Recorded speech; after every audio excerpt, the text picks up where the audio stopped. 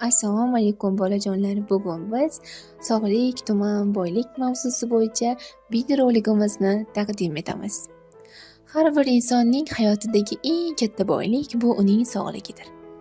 Tuman yoki shahar qanchalik chiroyli, boy, zamonaviy bo'lmasin, agar uning aholisi sog'lom bo'lmasa, u yerning ravnaqi ham to'liq bo'la olmaydi.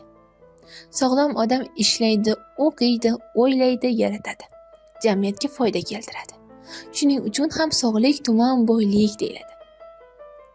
Tumanimizda toza havo, ozoda ko'chalar, sport maydonlari, to'g'ri ovqatlanish, shifokorlarga vaqtida murojaat qilish, bularning barchasi umumiy sog'liqni mustahkamlaydi. Har bir inson o'z sog'lig'iga mas'ul bo'lsa, butun tuman sog'lom va baxtli yashaydi. Sog'lom tuman bu baxtli oilalar, sermahsul mehnat va yuksak kelajak demakdir. Do'st emas, g'ubor va chang, cho'p tushmasin ko'zingga.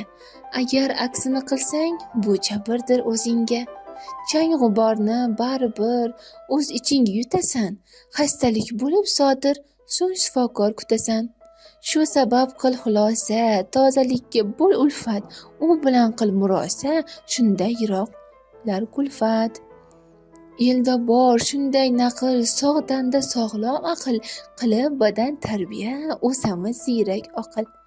Alpomishga vorismiz, haqparvaru xolismiz, Temuriy bahodirlar tanballikda olismiz.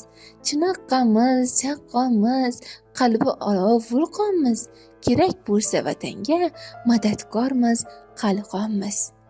Sport jonu dilimiz, sharaflaydi elimiz, chempionlik orzusi yoritadi yo'limiz.